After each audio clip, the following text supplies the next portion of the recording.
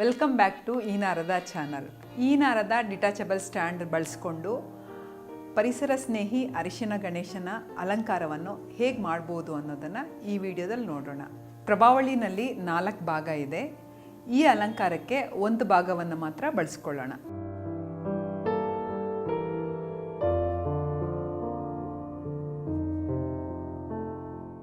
ಈ ಅಲಂಕಾರಕ್ಕೆ ಸ್ಟ್ಯಾಂಡ್ ಹತ್ರ ಕಡಿಮೆ ಮಾಡ್ಕೋಬೇಕು. ಪ್ರಭಾವಳಿ ಅಲಂಕಾರಕ್ಕೆ ಫ್ಲೋರಲ್ ಫೋಮ್ ಅಥವಾ ನ್ಯಾಚುರಲ್ ಕ್ಲೇ ಯಾವುದನ್ನಾದರೂ ಬಳಸ್ಬೋದು.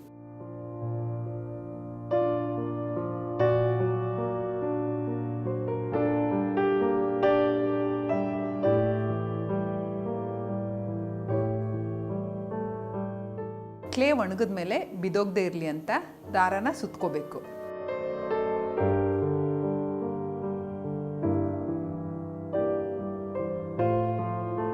ಎರಡು ವೀಳ್ಯದೆಲೆಗಳನ್ನ ತಗೊಂಡು ತೊಟ್ಟುಗಳನ್ನ ಕಟ್ ಮಾಡ್ಕೊಳ್ಳಿ. ವೀಳ್ಯದೆಲೆಗಳನ್ನ ಒಂದರ ಮೇಲೊಂದು ಉಲ್ಟಾ ಇಟ್ಕೋಬೇಕು. 2 ಎಲೆಗಳನ್ನು ಮಡಚಿದ ನಂತರ ಸಮಾನವಾಗಿ ಕತ್ತರಿಸಿ ಕಡ್ಡಿಯಿಂದ ಚುಚ್ಚಿಕೊಳ್ಳಬೇಕು. ಈಗ ಅದನ್ನು ಪ್ರಭಾವಳಿಗೆ ಜೋಡಿಸಬೇಕು.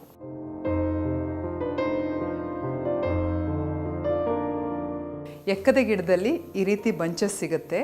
ಇದರಲ್ಲಿ ಹರಳಿರೋ ಹೂವು ಇರುತ್ತೆ, ಮೊಗ್ಗು ಇರುತ್ತೆ. ಈಗ ಅರಳಿರೋ ಹೂವಿನ ಮಧ್ಯದಲ್ಲಿರೋವಂಥ ಮೊಗ್ಗನ್ನು ಬಿಡಿಸ್ಕೋಬೇಕು. ಈ ರೀತಿ ಅರಳದೇ ಇರೋ ಹೂವಲ್ಲಿ ಕೂಡ ನಮಗೆ ಒಳಗಡೆ ಮೊಗ್ಗು ಸಿಗುತ್ತೆ. 3 ಮೊಗ್ಗುಗಳನ್ನು ಒಂದು ಕಡ್ಡಿಗೆ ಪೋಣಿಸಬೇಕು.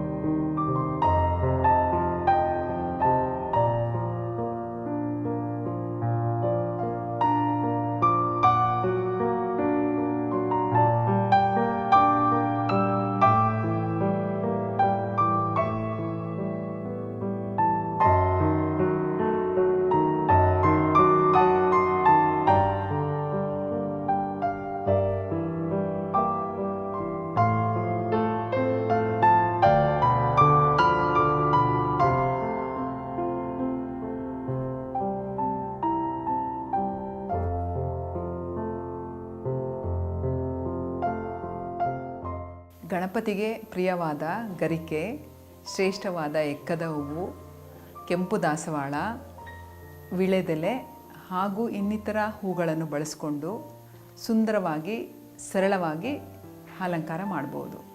ಈ ನಾರದ ಡಿಟ್ಯಾಚಬಲ್ ಸ್ಟ್ಯಾಂಡನ್ನು ಬಳಸಿಕೊಂಡು 100 ರೀತಿಯ ಅಲಂಕಾರವನ್ನು ಮಾಡ್ಬೋದು. ಈ ನಾರದ ಯೂಟ್ಯೂಬ್ ಚಾನಲ್ಗೆ ನೀವಿನ್ನೂ ಸಬ್ಸ್ಕ್ರೈಬ್ ಆಗಿಲ್ಲ ಅಂದರೆ ದಯವಿಟ್ಟು ಸಬ್ಸ್ಕ್ರೈಬ್ ಆಗಿ ಫೇಸ್ಬುಕ್ ಪೇಜ್ನ ಲೈಕ್ ಮಾಡಿ.